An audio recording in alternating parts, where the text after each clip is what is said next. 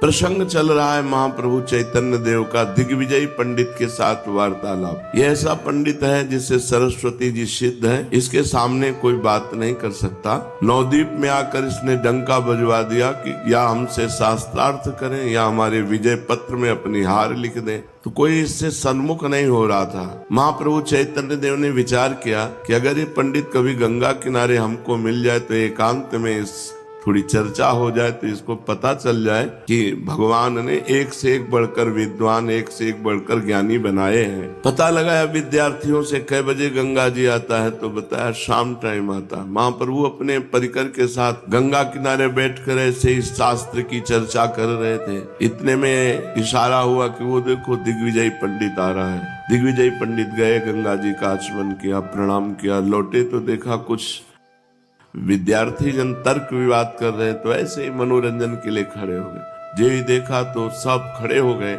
आओ आओ महाराज, आसन बिछाया, बैठा ले। महाप्रभु ने अपने उत्तरी वस्त्र बिछा दिया, बड़ा सम्मान किया। उन्होंने पूछा महाप्रभु से, आप किस ग्रंथ के विद्यार्थी हैं? तो अन्य विद्यार्थियों ने बताया इनका नाम निमाई पंडित है, विद्यार्थी नहीं अध्यापक है। अच्छा अच्छा, हमने भी नाम सुन रखा है, चलो करो आपस में चर्चा। तो उनका, महाराज आपके सामने क्या चर्चा करें, हम लोग तो सब आपके शिष्य और पुत्र के समान हैं, आप ही कुछ सुनाओ। बस अवसर मिला अपनी विद्वता का प्रभाव दिखाने का। 100 श्लोक नवीन तत्काल रचकर गंगा जी की महिमा के गाए। सब आश्चर्यचकित हो गए। महाप्रभु ने कहा कि किसी एक श्लोक की आप व्याख्या करके बता देते तो अच्छा था। तो तुरंत प्रश्न का उत्तर देते हुए दिग्विजय ने कहा, आप ही कोई श्लोक बता दो, जो हमने श्लोक बताया उसी की व्याख्या कर दे। उसको था धारा प्रवाह 100 श्लोक अभी हमने बोले हैं, तो हमारे श्लोक को कोई कंठस्थ या पकड़ सकता ही नहीं, क्योंकि अभी अभी की रचना है। महाप्रभु ने महात्म गंगा आया इस श्लोक को पूरा पढ़ा और कहा इस श्लोक की व्याख्या करो। वो आश्चर्यचकित हो गया कि 100 श्लोकों में से बीच से एक श्लोक पूरा कंठस्थ कर लिया और कहा इसके कुछ गुण दोष बताओ। तो दिग्विजय ने कहा, काश्मीरी पंडित के काव्यत्व में दोष तो हो ही नहीं सकते। तो कहा, दोष तो कालिदास और बड़े बड़े विद्वानों के कवित्व में भी है, तो गुण दोष तो होता ही है महाराज। तो बोले आप ही बताओ। तो 5 गुण पहले वर्णन किए, महाप्रभु ने फिर 5 दोष वर्णन किए, और उसका मुंह खुला का खुला रह गया, कोई उत्तर ही नहीं दे पाया। जब महाप्रभु चैतन्य देव ने उसके श्लोक में 5 दोष वर्णन किए। अब दिग्विजयी पंडित थोड़ा सा, विद्यार्थी जन बैठे थे उनके बीच में, कुछ बोलने की हिम्मत नहीं, तो एक निराशा सी आई, उठ करके चला गया। बहुत भारतवर्ष में ख्याति उसकी प्राप्त थी, वो अपने को बहुत बड़ा कवि और पंडित समझता था। मैं कवि हूँ, बहुत विद्वान हूँ। देश में घूम घूम करके जो इज्जत प्रतिष्ठा प्राप्त की थी, आज गंगा किनारे महाप्रभु चैतन्य देव ने सारी उसके हेकड़ी और अभिमान धूल धूसरित कर दिया। उसकी आशा थी कि नवद्वीप में मेरा डंका बजा है तो कोई हमसे शास्त्रार्थ करने वाला मिलेगा ही नहीं। इतनी ऊंची आशा पर पानी फिर गया, क्योंकि कोई उत्तर नहीं दे पाए। 5 दोष जब वर्णन किए तो चुप केवल सुन लिए। अब उनके हृदय में बड़ी भारी आग लगी कि मेरी सारी ख्याति मिट्टी में मिल जाएगी, ये तो मुझे परास्त कर देगा निमाई। गंगा जी से लौटकर वे चुपचाप आकर पलंग पर पड़ रहे। उनके साथी पंडितों ने भोजन के लिए बहुत आग्रह किया, किंतु कहा तबीयत खराब है। तबीयत तो बिगड़ी जाएगी, जो अहंकार की तबीयत है वो महापुरुषों के सामने बिगड़ जाती है। बार बार जब उनके जनों ने कहा तो थोड़ा कड़क स्वर में कहा, आज हमारी पाने की इच्छा नहीं, स्वास्थ्य ठीक नहीं, आप लोग पाइए। बार बार वो सोचते मेरे सरस्वती को क्या हो गया है। उनको ये पता नहीं कि भगवान और भगवान के भक्त, इनसे सरस्वती जी भी डरती हैं। जब देवताओं ने सरस्वती जी के चरणों में माथा रखा और कहा कि भरत जी की बुद्धि को बदल दो, राम जी को मनाने चित्रकूट जा रहे हैं, तो सरस्वती जी ने कहा तुम्हारी बुद्धि खराब है, भरत जी की बुद्धि हम बदल दें, हमारी सामर्थ्य है कि भरत जी की बुद्धि बदल दें। सवाल नहीं, भरत जी की बुद्धि नहीं बदली जा सकती। क्यों? क्योंकि जिनको सरस्वती जी से बुद्धि प्राप्त हुई उनमें भरत जी स्थित है। ये मुझे क्या हो गया? बड़े बड़े दिग्विजयी विद्वान मेरे सामने बोल नहीं पाते थे, अच्छे अच्छे शास्त्री और आचार्य मेरे प्रश्नों का उत्तर देना तो अलग रहा, मेरे प्रश्न का रहस्य भी नहीं समझ पाते थे, और आज गंगा किनारे एक नए युवक अध्यापक ने मेरी पूरी धुल ली, एक भी न चली। मेरी बुद्धि पर पत्थर पड़ गए, उसकी एक बात का भी मुझसे उत्तर देते नहीं बना। मेरी समझ में नहीं आता कि बात क्या हो गई मेरे अंदर। उन्हें बार बार अपने इष्ट सरस्वती देवी पर बड़ा क्रोध आने लगा। सोचने लगे मैंने कितने परिश्रम से सरस्वती मंत्र का जाप किया, सरस्वती जी ने प्रत्यक्ष प्रकट होकर मुझे वरदान दिया कि मैं शास्त्रार्थ में सदा तुम्हारी जिह्वा पर निवास किया करूंगी। तो आज सरस्वती का वचन झूठा कैसे हो गया? आज मेरी जिह्वा पर से कहां चली गई? इसी उदेड़ वन में जप करते हुए तंद्रा से आई। सरस्वती जी स्वप्न में आई और कहा, सदा एक सी दशा किसी की नहीं रहती। जो सदा सबको विजय ही करता रहा उसे एक दिन पराजित होना पड़ता है।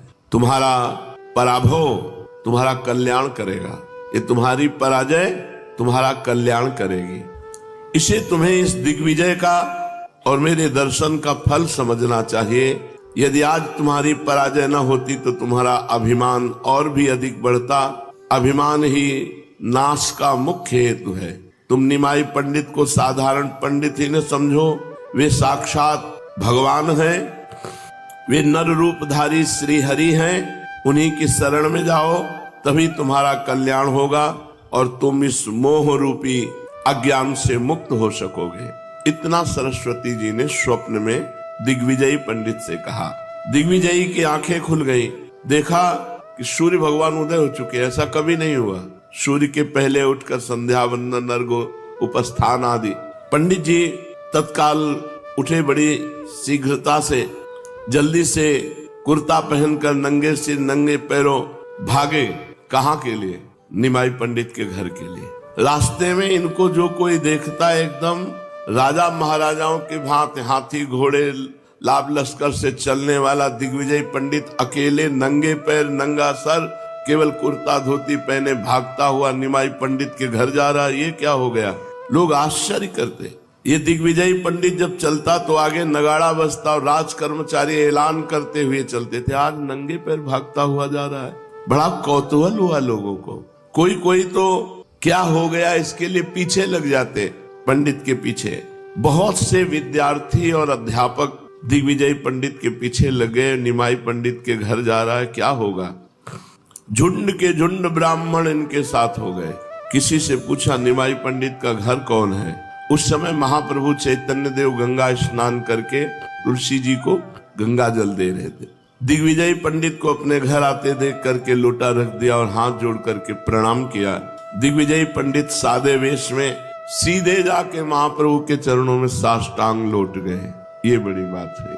सारा अहंकार तिनकी संगति रहत, जाति कुल मद सब नंसै। भगवत प्रेमी महापुरुषों के संग का प्रभाव जन्म जन्मांतर के अहंकार की गांठ खुल गई। महाप्रभु को साष्टांग दंडवत किया, चरण पकड़ लिए। महाप्रभु ने जल्दी से उठाकर छाती से लगाते हुए कहा, अरे अरे महाराज महाराज, ये आप क्या कर रहे हैं? मैं तो आपके पुत्र के समान हूँ, आपके शिष्य के समान हूँ। आप जगत पूज्य हैं। आप ऐसा करके मुझ पर पाप क्यों चढ़ा रहे हैं? आप मुझे आशीर्वाद दीजिए। आप ही मेरे परम पूजनीय और परम माननीय हैं।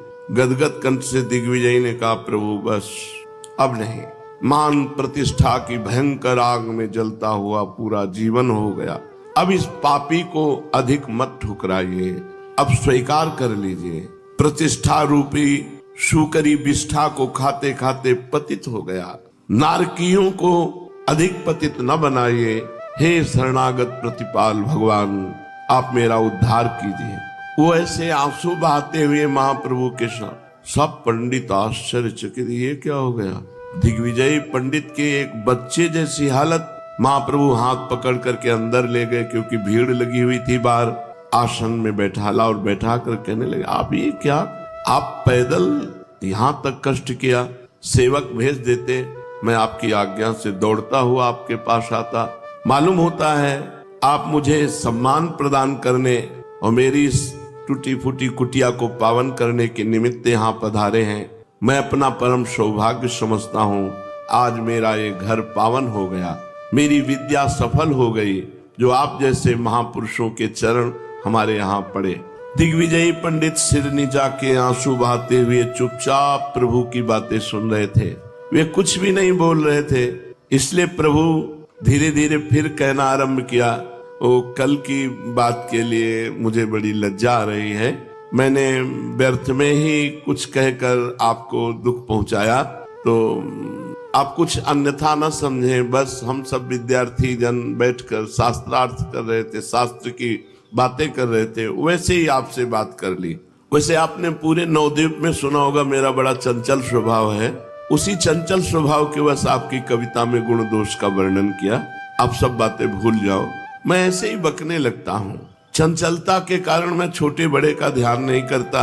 ऐसा लगता है कल मुझसे अनुचित बात हो गई, मेरे मुख से कुछ ऐसा निकल गया जिससे आप दुख पाए।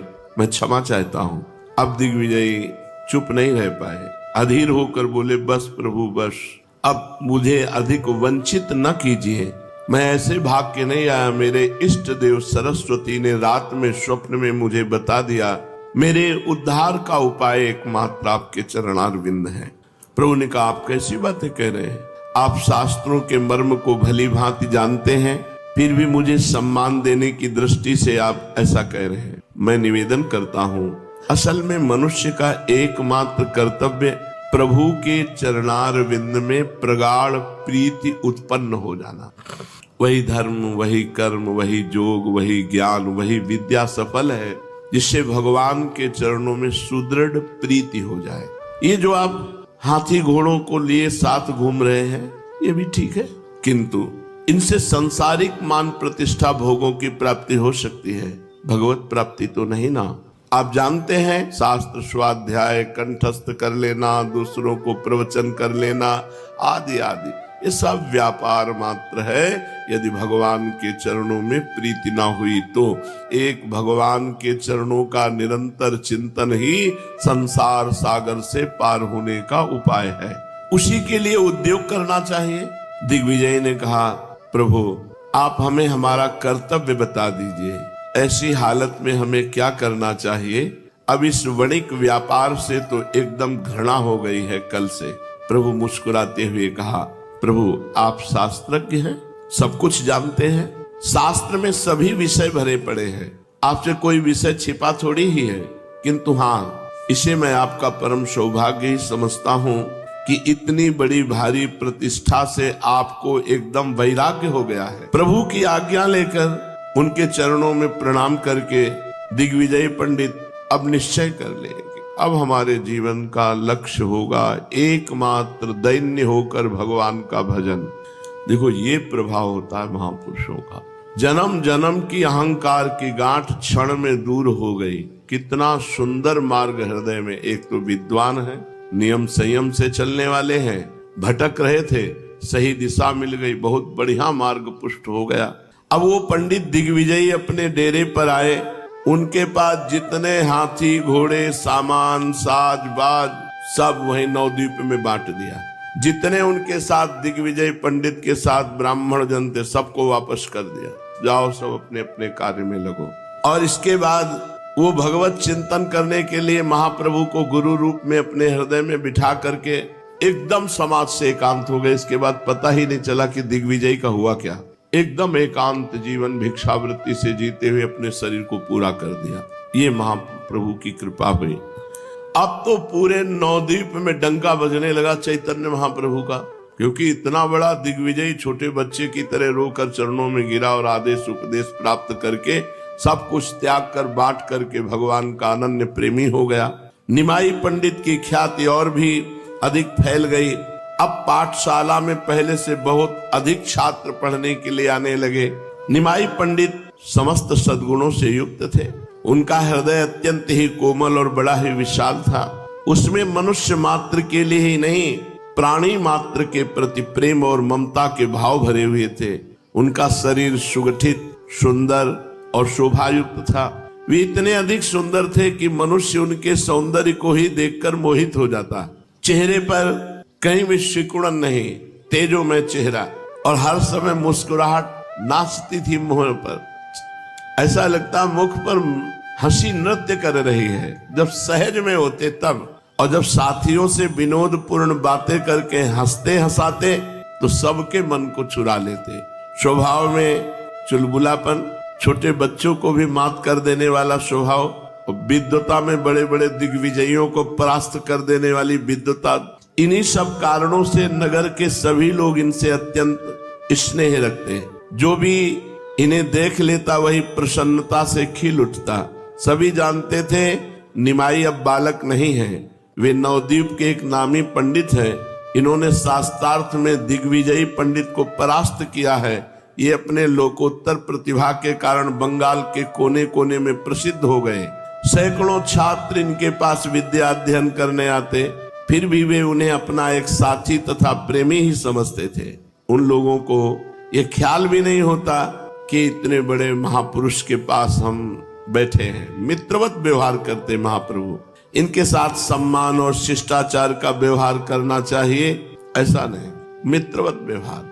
अगर कोई सम्मान करना भी चाहता तो महाप्रभु उसे अवसर ही नहीं देते सम्मान का। ऐसी हंसी मजाक करके उसे समानता प्रदान करते, ऐसी छेड़खानी करते को भूल जाता इनको सम्मान करना है। बड़े बड़े लोगों से परिहास करने में नहीं चूकते थे। ये नवद्वीप के प्रत्येक मोहल्ले में घूमते, कभी इस मोहल्ले से उस मोहल्ले जा रहे, कभी उस मोहल्ले से इस मोहल्ले, रास्ते में जो मिल जाता उसी से कुछ न कुछ छेड़खानी करते। बड़े लोग कहते, पंडित इतनी भारी विद्वता होने पर थोड़ा तो गंभीर रहा करो, हर समय लड़कपन ठीक नहीं होता। अब तुम एक गणमान्य विद्वानों में माननीय हो, आप झूठा सा आश्चर्य प्रकट करते। अच्छा, अब हमारी पंडितों में गणना हो गई, विद्वानों में गणना हो गई, हमें नहीं पता था, आज आप बताया, अब इस पर विचार करेंगे। वो बेचारा चुप हो जाता, अपना समूह लेकर वो चला जाता, और ये विद्यार्थियों के साथ खेलते हुए फिर आगे बढ़ जाते। इनका नगर भ्रमण बड़ा ही मनोहर होता। देखने वाले इन्हें एकटक देखते देखते रह जाते।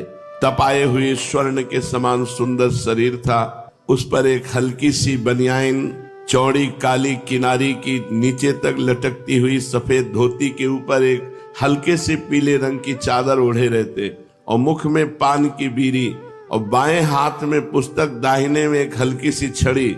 साथ में 10-5 विद्यार्थी, और उनसे बातें करते हुए चले जा रहे थे। बीच बीच में इधर उधर भी देख लेते।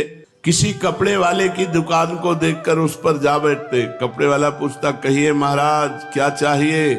आप हंसते हुए कहते हैं, जो यजमान की इच्छा हो दे दो। दुकानदार कहता, हंसी मजाक कर रहे हो? कोई दुकानदार जबरदस्ती इनके सिर पर कपड़ा मढ़ देता। उससे कहते, लेने की तो हमारी इच्छा नहीं, पर जब आप श्रद्धा से देते हो तो लेते जा रहे हैं, पर पैसे की आशा मत रखना, और उधार हम किसी से लेते नहीं और नगद किसी को देते नहीं। अब हमारे को आप दे रहे हो तो श्रद्धा से अब ले जा रहे हैं। दुकान वाला बेचारा हंसता रहता। चलते चलते कहते, दामों की आशा मत रखना। दुकानदार हाथ जोड़कर श्रद्धा के साथ कहता, हमारा अहोभाग्य महाराज, आप ले जाओ, आप पहनोगे तो हम समझेंगे हमारा व्यापार सफल हो गया। ये कपड़ा और लेते जाइए और अपने छात्रों को वस्त्र बनवा दीजिए। ऐसा ये प्रसन्नता पूर्वक उन वस्त्रों को ले आते, और गरीब जो अपने मित्र विद्यार्थी जन थे उनको कपड़ा दे देते। कपड़े खरीदने के लिए जिनके पास पैसा नहीं होता, और ऐसे जब कपड़े मिलते तो उनके घर जाकर के महाप्रभु कपड़ा दे आते थे। कभी किसी गरीब वस्त्र बनाने वाले के यहाँ जाते और उसको थान देते कपड़े का, और कहते, दाम तो हमारे पास है नहीं, बोलो श्रद्धा के साथ दोगे? अरे हाँ महाराज, ले जाइए, आप ही तो हैं इसके सच्चे ग्राहक। तो कहते, चलो अच्छा, फिर कभी देखेंगे, हंसते हुए चल देते। ऐसे महाप्रभु किसी से भी विनोद करने में चूकते थे नहीं थे। इनके नाना नीलांबर चक्रवर्ती के पास बहुत से अहीरों के घर थे। वे दूध बेचने का व्यवसाय करते। आप उनके घरों में चले जाते और जिस अहीर को भी पाते उससे कहते, मामा आज दूध नहीं पिलाओगे? इन्हें बड़े सत्कार से वो अपने घर में ले जाता। सभी मिलकर विद्यार्थियों के सहित इनका खूब सत्कार करके कोई ताजा दूध पिलाता, कोई दही लाकर खवाता, कोई थोड़ा माखन लेने का आग्रह करता। ये निसंकोच भाव से खाने लगते। घर की स्त्री को देखकर कहते, मामी तेरा दही तो खट्टा है, थोड़ी चीनी डाल देती तो स्वाद बन जाता। ये सुनकर कोई चीनी लेने दौड़ती। चीनी घर में ना होती तो गुड़ ही ले आती। ये हंसते हंसते गुड़ के साथ दही पाने लगते, विद्यार्थियों को भी दूध दही पिलाते और फिर हंसते हंसते पाठशाला की ओर चले जाते। विशेषकर ये सीधे साधे वैष्णवों को और सरल स्वभाव वाले दुकानदारों को खूब छेड़ते थे। दुकानदारों को भी इनके साथ छेड़खानी करने में आनंद आता। एक पान वाले से इनका सदा झगड़ा ही बना रहता था। ये उससे मुफ्त पान मांगा करते और मुफ्त देने से इनकार करता, तभी अपने हाथ से ही पान लगाया उठा लेते और पान वाला देखता रहता और ये उसे चट पा जाते। पान वाला भी रोज इसी लड़ाई की प्रतीक्षा करता था कि निमाई पंडित आवे, हमसे इस तरह विनोद करें, हमारा पान पा जाए। उसे बड़ा आनंद प्रतीत होता था और ये झगड़ा प्रायः रोज हुआ करता था। कभी तो दिन में 2-2, 3-3 बार हो जाता था। पान वाला बड़ा सरल प्रकृति का कोमल पुरुष था। वो उन्हें पुत्र की तरह प्यार करता, महाप्रभु चैतन्य देव को। एक वहां श्रीधर नाम के भक्त दुकानदार थे, बड़े महात्मा है। श्रीधर जी बहुत बड़े महात्मा है, बहुत गरीब, ये अत्यंत गरीब थे किंतु बहुत बड़े भजनानंदी। उनके पास रहने वाले उनसे परेशान थे श्रीधर से, क्योंकि वो पूरी रात भर रोया करते थे, हा कृष्ण हा प्राणनाथ। गरीब थे, रात रात भर कीर्तन करते तो आसपास वाले सब सो नहीं पाते थे, तो बड़े परेशान थे। रात भर खूब जोरों से रो रो करके भगवान नाम कीर्तन करते थे, तो आसपास के लोग बहुत परेशान थे। कोई कहता है ये बूढ़ा ना सोता है ना सोने देता है, यही बात, रात भर चिल्लाता रहता है, सोने नहीं देता। कोई कहता भगवान जाने इसे नींद क्यों नहीं आती, रात रात भर चिल्लाता है। तो बहुत लोग मोहल्ले के परेशान रहते। कोई जाके कहता अरे थोड़ा धीरे धीरे भजन करो, भगवान बहरे थोड़ी, मार कर ताल मार करके जोर से कीर्तन करते हो, जोर से आवाज करते हो, भजन धीरे धीरे क्या करो। फिर कहते बेटा धीरे धीरे कैसे करो, तुम लोग दिन भर काम करते हो, रात में सो जाते हो, कभी भजन नहीं करते, तो कम से कम मेरे आवाज तुम्हारे कानों में पड़ेगी, तुम्हारा मंगल हो जाएगा। जिह्वा से नाम नहीं ले सकते तो बच्चा कान से तो सुन सकते हो। इसलिए मैं जोर जोर से भगवान का नाम कीर्तन करता हूँ, जिससे तुम सबके कानों में भगवान का नाम पड़ जाए। वो बेचारा चुप होकर वापस हो जाता। ये कभी किसी की भी बात से हार नहीं माने, पूरी रात जोर जोर से भगवान नाम कीर्तन करते रहे। अब ये जीवन यापन के लिए क्या था, केले के पत्ते और केले के भीतर जो कोमल त्वचा होती है उसकी, उसको बेचा करते थे। केला का पत्ता बंगाल में प्राय पवित्र पत्तलों में इसकी गणना होती है। आधा केला का पत्ता, उसी में भात और दाल ऐसे डाल के, तो जैसे दोना पत्तल बेचे जाते हैं उस जगह केले का पत्ता, और वो केले का जो पेड़ होता है उसके ऊपरी भाग को हटा के जो कोमल कोमल होते हैं उसको वो बेचते थे। खोल कहते हैं उसे, केले के खोल। बंगाल में कोमल उन खोलों का साग बनाया जाता। महाप्रभु रोज इनसे छेड़खानी करते जाकर के, इनके खोल को उठा लेते और कहते पैसे के कितने खोल देंगे, तो कहते 4 देंगे। तब आप कहते अजी 8 लेंगे, सब जगह 8-8 बिक रहे हैं।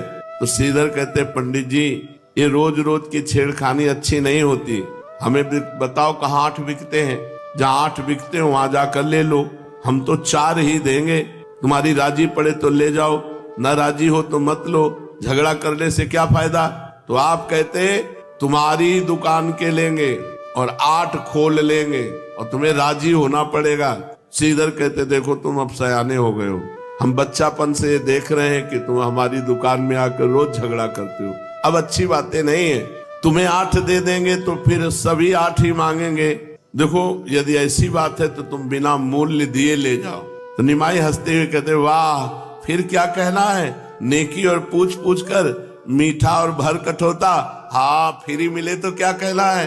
और वो बहुत गरीब थे, बहुत। महाप्रभु भावावेश में भी इनकी स्मृति करते, संन्यास लेने के बाद भी इनके घर गए और इनके पात्र में रखा हुआ पानी पिया महाप्रभु। बहुत ही अकिंचन महापुरुष श्रीधर जी। निमाई हंसते कहते वाह वाह बहुत सुंदर। फिर कहते हमारी पूजा नहीं करोगे, माला हमें भी दिया करो। श्रीधर कहते माला तो देवताओं के माथे पे चढ़ता है और पुष्प गंगा जी के लिए लाता हूँ, तुम्हें कैसे दे दूं माला और पुष्प। तो आप कहते देवता, हमसे बड़ा कोई देवता है? सबसे बड़े देवता हमें, माला चढ़ाओ। और गंगा जी तो मेरे चरणों से निकली हुई है, तो पुष्प और माला मुझे चढ़ाओ। ये श्रीधर सुनते ही कान में हाथ रख देते और कहते हरी हरी हरी, कैसी बात करते हो, गंगा जी तुम्हारे चरणों से निकली, तुम भगवान, हरी हरी हरी, ये कैसी बात कर रहे हो? हाय पंडित, पढ़े लिखे होकर ऐसी बातें कहते हो, ऐसी बातें कहने से पाप होता है। तुम ब्राह्मण के कुमार होकर ऐसी पाप की बातें अपने मुंह से निकालते हो। कालांतर में जब महाप्रभु का स्वरूप प्रकाशित हुआ, तब श्रीधर को ये बातें याद आई कि सबसे बड़े देवता ये हैं, और यही कहते थे हमारे चरणों से गंगा जी निकली है। महान भक्त हुए गौरांग देव के श्रीधर जी। इन्होंने अंत तक महाप्रभु चैतन्य देव को साक्षात भगवान मानकर आराधना की और बार बार पश्चाताप प्रकट किया कि मैंने इनको खंडन करके इनकी बात कहा कि तुम ब्राह्मण के बालक हो और कहते हो हमारे चरणों से गंगा जी का धोर, ये पाप की बात कहते हो। ये जीवन भर पश्चाताप रहा कि मैंने अपने प्रभु को नहीं पहचाना। गौर भक्तों में श्रीधर का खोल बहुत ही प्रसिद्ध था। गौर को श्रीधर के खोल के बिना सभी व्यंजन रुचिकर नहीं लगते थे, क्योंकि दीनता थी। एक दिन ये घर की ओर जा रहे थे, रास्ते में पंडित श्रीवास जी मिले। श्रीवास पंडित अद्वैताचार्य के साथी और स्नेही थे। महाप्रभु चैतन्य देव के पिता के अभिन्न मित्र थे श्रीवास जी। इनकी पत्नी मालती देवी और ये निमाई को सगे पुत्र की भांति प्यार करते थे श्रीवास जी। ये भी इन दोनों में माता पिता के समान श्रद्धा रखते थे। श्रीवास पंडित को देखकर इन्होंने उन्हें प्रणाम किया। पंडित जी ने इन्हें आशीर्वाद दिया और बड़े ही प्रेम के साथ बोले, निमाई देखो, अब तुम बालक नहीं हो, ये बाल चापल्य तुम्हें शोभा नहीं देता। इस तरह से उच्छृंखलता का जीवन बिताना ठीक नहीं, कुछ भक्ति भाव भी सीखना चाहिए। तुम्हारे पिता तो परम वैष्णव थे। इन्होंने सरलता से कहा, जी थोड़े दिन और इसी तरह मौज कर लेने दो, फिर हम जब भक्ति करेंगे तो इकट्ठे करेंगे। वैष्णव बनेंगे तो वैष्णवों की तो बात ही क्या, साक्षात विष्णु ही हमारे चक्कर लगाएंगे। सही बात कह रहे हैं, सही बात कह रहे हैं। इनकी बात सुनकर उन्होंने कहा, आगे और कब, अभी से कुछ भक्ति भाव करना चाहिए। किसी देवी देवता की श्रद्धा रखते हो तो करो। इन्होंने कहा, किस देवता में श्रद्धा रखे, आप ही कृपा करके बताइए। श्रीवास पंडित ने कहा, जिसमें तुम्हारी श्रद्धा हो। देव पूजा करनी चाहिए और भगवान नाम का यथाशक्ति जप करना चाहिए। निमाई जानते थे कि वैष्णव सोहम और अहम ब्रह्मास्मि इन वाक्यों से चिढ़ते हैं, इसलिए श्रीवास पंडित से कहा कि हमको तो श्रद्धा है सोहम सोहम जपने में, अहम ब्रह्मास्मि जपने में, ये ब्रह्म ज्ञान का है। हम ब्रह्म हैं तो किसकी पूजा करें, जब स्वयं ब्रह्म है तो किसका नाम जप करें, आप ही बताइए। श्रीवास जी कानों में हाथ रख के बोले, वैष्णव के पुत्र होकर ऐसी बात करते हो, तुम्हारा लड़कपन नहीं गया। इतना सुनकर ये कहते हुए घर की ओर चले जाते। अच्छा तो किसी दिन देख लेना हम कैसे वैष्णव बनते हैं, तुम्हारे जैसे वैष्णव हमारे पीछे पीछे डोलेंगे, श्रीवास से कहा। इन्होंने ये बातें हंसी में समझी थी। श्रीवास जी ने समझा ये हंसी कर रहे, इनकी चंचलता का स्वभाव है। किंतु श्रीवास पंडित अंदर अंदर से इनकी बात समझते कि इतना गंभीरता और इतनी चांचल्यता दोनों इनमें समाई हुई है। जिस दिन ये चांचल्यता रुकी और गंभीरता आई, उस दिन ये महापुरुष अपना स्वरूप प्रकाशित जरूर करेंगे। वे सोचते कि यदि निमाई जैसे पंडित मेधावी और सर्वप्रिय ये वैष्णव बन जाए तो वैष्णव धर्म का देश भर में झंडा फहराने लगे, अनाथ वैष्णव भक्त सनाथ हो जाएं। ये यही सोचते विचारते गंगा जी की ओर चले गए। कालांतर में श्रीवास पंडित के विचार सत्य ही हो गए। वैष्णव धर्म की विजय दुंदुभी संपूर्ण देश में गूंजने लगी। भक्ति भागीरथी की एक ऐसी भारी बाढ़ आई जिसके कारण सभी विषमता दूर होकर चारों ओर समता का साम्राज्य स्थापित हो गया। ये तो सब आनंद था, लेकिन सच्ची माता को बहुत दुख था। एक तो वृद्ध शरीर और पूरे घर में कोई न लड़का न बच्चा न बहू। ये पढ़ाने चले गए तो घर पिताजी अंतर ध्यान हो गए थे, केवल बूढ़ी सच्ची माता। बहू के बिना घर सूना ही सूना लगता है। इसका अनुभव वही माता कर सकती है जिसके घर में एक ही पुत्र हो और उसकी सर्वगुण संपन्ना पुत्र वधू परलोक गामिनी हो चुकी हो। उसे चारों ओर से अपना ही घर उजड़ा हुआ सा दिखाई पड़ता है। घर की लिपि पुती स्वच्छ दीवारें उसे काटने को दौड़ती हैं। इकलौते पुत्र को देखते ही माता का हृदय फटने लगता है और जब जब पुत्र को स्वयं अपने हाथों से कुछ काम करते देखती है तब तो और दुख होता है। पुत्र वधू से रहित युवक पुत्र को देखकर माता को महान कष्ट होता है। सची माता की भी ऐसी ही दशा थी। जब से लक्ष्मी देवी परलोक गामिनी हुई हैं, तभी से माता का चित्त उदास रहता है। वे निमाई के देखते ही रोने लगती हैं। निमाई मन ही मन सब समझते हैं किंतु कुछ कहते नहीं, चुप ही रहते। कहें भी तो क्या कहें। माता को सदा से यही चिंता रहती कि निमाई अभी बहुत नवीन अवस्था है, कैसे जीवन पार होगा।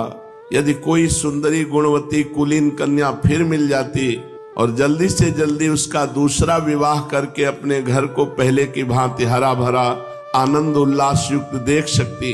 वे गंगा किनारे जब जब जाती तो गंगा स्नान करने के निमित्त आई हुई कन्याओं को एक हल्की दृष्टि से देखती कि इनमें कौन सी कन्या हमारी पुत्र वधू बन सकती है, फिर निगाह नीची कर लेती। इस प्रकार रोज गंगा जी को मनाती और गंगा किनारे जाती नवीन पुत्र वधू की खोज के लिए। एक दिन उनकी दृष्टि पड़ी परम सुंदरी सुशीला कन्या को। सची देवी अब रोज उस पर दृष्टि की कभी चर्चा चले और ये लड़की हमारे निमाई की वधू बने। सुबह दोपहर शाम तीनों टाइम गंगा किनारे सची माता जाने लगी। जब वो लड़की को देखती तो बस मन माना कि ये निमाई के लिए ठीक रहेगी। सची माता अब घर के बाहर ही बैठने लगी। जब वो लड़की घाट पे जाती तो आप घाट पे चली जाती। जब वो स्नान करके देवी पूजन करने जाती तो आप देवी के पूजन के मंदिर में मानो पूरा तय कर लिया कि ये लड़की हमारी बहू बने। जब वो लड़की सची माता की ओर देखती तो सची माता का देखने का ढंग इतना अपनापन मानो पुत्र वधू, तो प्रणाम करती। सची देवी प्रसन्न होकर कहती, बेटा भगवान तुम्हारी इच्छा की पूर्ति करे, तुम्हारे मनोनुकूल पति मिले। इस प्रकार आशीर्वाद सुनकर वो ग्रीवा नीची करके मुस्कुराते हुए चली जाती। एक दिन अभी तक बात नहीं की थी। एक दिन सची माता ने रोक कर पूछा, बेटा तुम्हारा नाम क्या है? तो लजाते हुए नीचे की ओर दृष्टि करते हुए धीरे से कन्या ने कहा, विष्णु प्रिया। सही जगह नजर पड़ी। सची माता ने सही जगह दृष्टि डाली। तुम्हारा नाम क्या है? तो उन्होंने कहा विष्णु प्रिया। महान भजनानंदी, महान प्रेमी, महान तपस्वी महाप्रभु चैतन्य देव के त्याग और तप को तो सब कोई जानता है, लेकिन उनसे बढ़कर त्याग और तप घर में रह करके विष्णु प्रिया जी करती थी। जो महाप्रभु का त्याग और तप है उसमें कुछ सुख सुविधाएं हैं। जैसे कम से कम महाप्रभु को सब्जी तो मिल जाती है, भात तो मिल जाता है भरपेट, लेकिन विष्णु प्रिया जी नहीं। घर में सब कुछ होते हुए हरे कृष्ण कृष्ण कृष्ण हरे हरे, हरे राम राम राम हरे हरे, एक चावल रख दिया। फिर दूसरा चावल उठा, हरे कृष्ण हरे। 3 पहर तक नाम जप करते हुए जितने चावल हुए उनको उबाल करके भात बनाया और फिर महाप्रभु चैतन्य देव को भोग लगाया और फिर थोड़ा किनका लेके सब भक्तों में बांट देती। ये रोज का नियम था विष्णु प्रिया जी का। और पादुका लेकर के दिन दिन भर रोती रहती। तो जैसे देखने में आता है कि भगवान राम 14 वर्ष वनवास किए, लेकिन भगवान राम 14 वर्ष वनवास में कंदमूल फल भी खाए, संतों से भी मिले, आनंद में खूब हास परिहास भी होते रहे। लेकिन भरत जी पृथ्वी को खोद कर कुशा में कितना कष्टप्रद जीवन, अयोध्या जैसी महान चक्रवर्ती सम्राट की नगरी में रहते हुए, राज्य पद के अधिकारी होते हुए महान तप और त्याग में जीवन भरत जी का।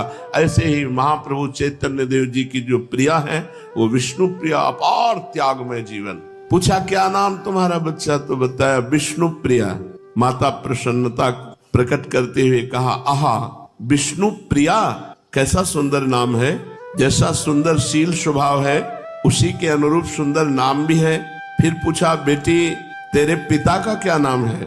विष्णु प्रिया जी सुनकर चुपचाप खड़ी रही।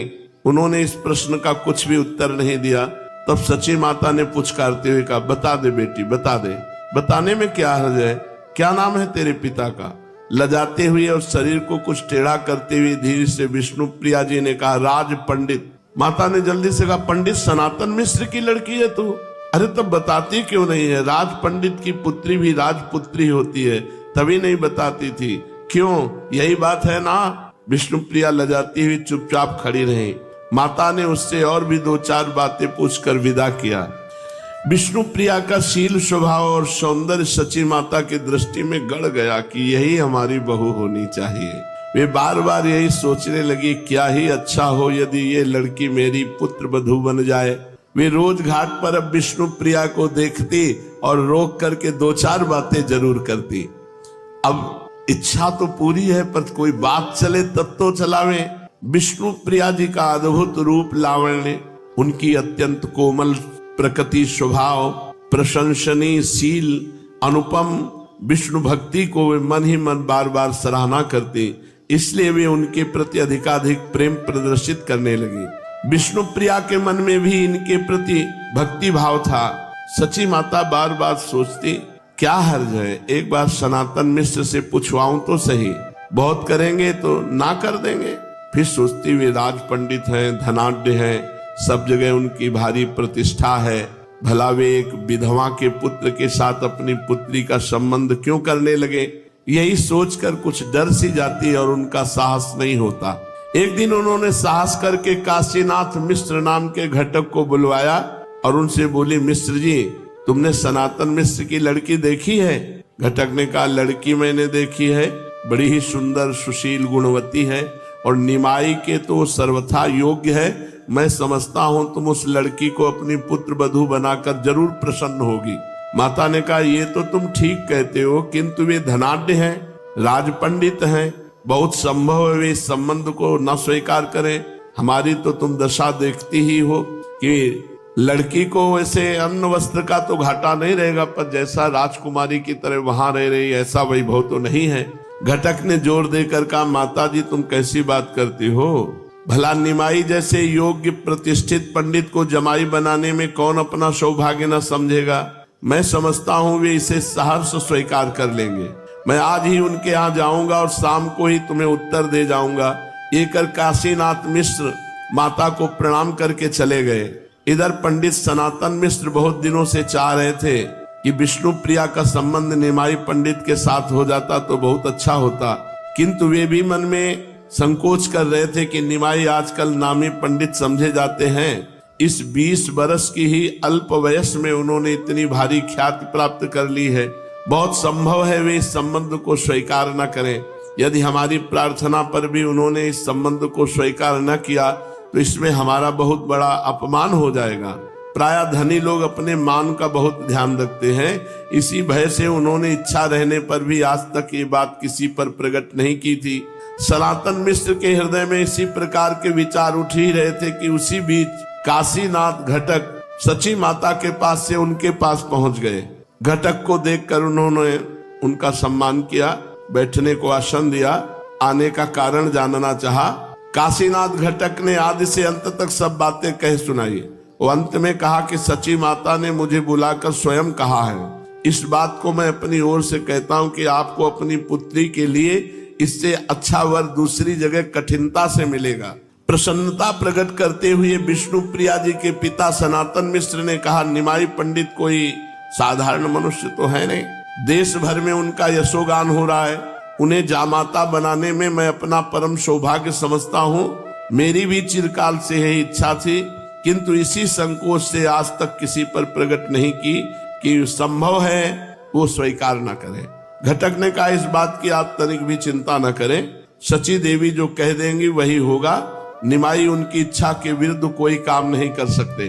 सनातन मिश्र के घर के जब स्त्रियों ने बात सुनी तो उनकी प्रसन्नता का ठिकाना न रहा। कोई कहने लगी लड़की का भाग्य खुल गया, कोई विष्णुप्रिया के ही सामने कहने लगी इतने दिन का इसका गंगा स्नान और विष्णु पूजा सफल हुई, साक्षात विष्णु के ही समान इसे वर मिल गया।